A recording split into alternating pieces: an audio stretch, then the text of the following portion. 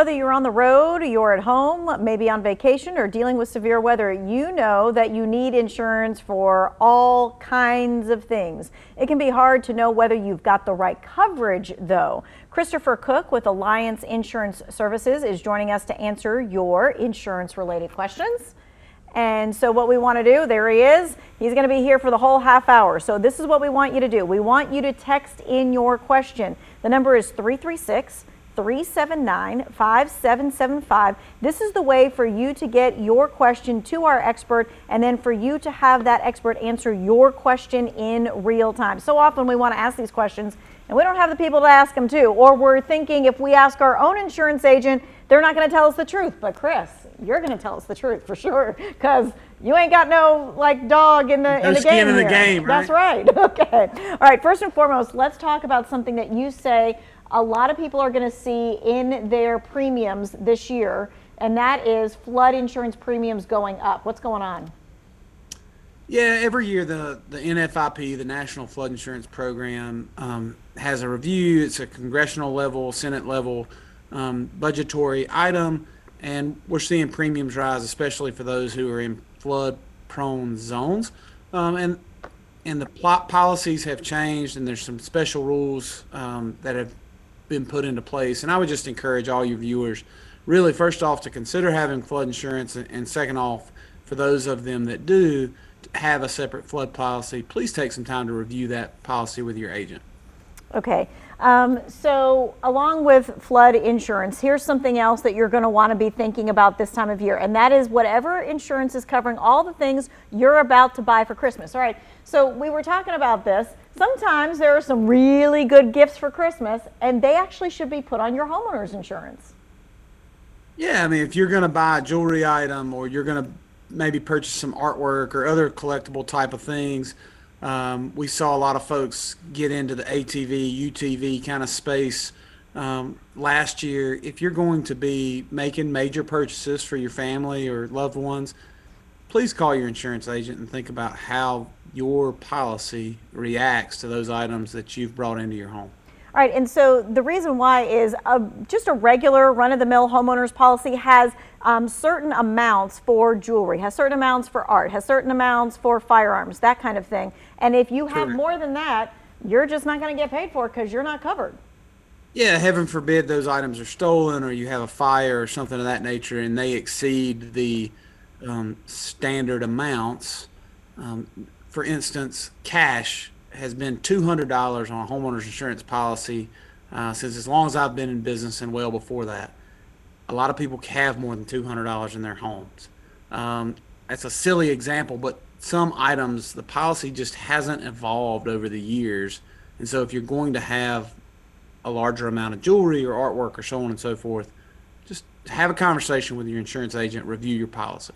All right, speaking of that, let's talk about this, the capturing of the information that's in your house. So what do we do about that? Because recollecting all the things that are in a house, not going to be able to do it. So is this something that we should be taking pictures of, taking video of? How do we do that, and what do we do with it once we get it?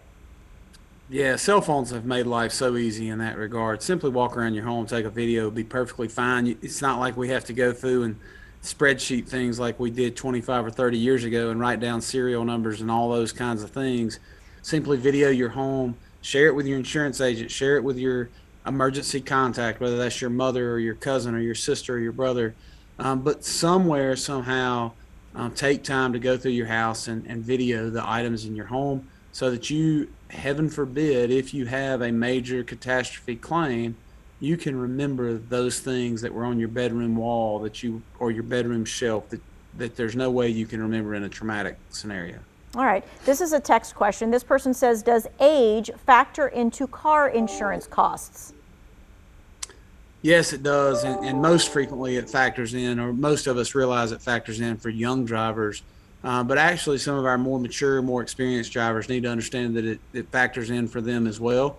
Older drivers, and older drivers I'm usually talking about more than 50 or 60 years of driving experience, are more prone to accident. And unfortunately, when you get to that 50, 60, 70 years of having a driver's license, you're more prone to accident, and so your insurance rates can go up as well. Okay, so let's talk about this, and sometimes we talk about this at the end of the year, but let's get a jump start on this about why we need to actually look at our insurance. I mean, insurance just renews, right? Year in to year out, so why do we need to look at it? Because things change. Things change in our lives every single day. And it's just a good general practice to sit down and review your policies and make sure the things that you want to have insured are properly insured. Talked to a good friend of mine this week. She had a 2002 vehicle on her policy that she had given away 3 years ago. And, I said, friend, you never told us. Oh, yeah, you're right. I forgot. It's just good to sit down and review. Things change. Make sure your contracts are up to date. Okay. This person says, if you're involved in a car accident and it's not your fault and the other person has no insurance, you have to use your own insurance. Will your premiums go up? Not typically for uninsured or underinsured motorist claims. You don't typically have a premium adjustment. Sometimes you can. So, I certainly don't want to speak in absolutes, but not typically would be the best answer to that. All right. Maybe if you've had 4 or 5 incidents with someone else who was uninsured and it wasn't your fault. How did you get into a situation where 4 or 5 other people were at fault in a 3-year time period? It is a good opportunity to say, we're talking about policy reviews.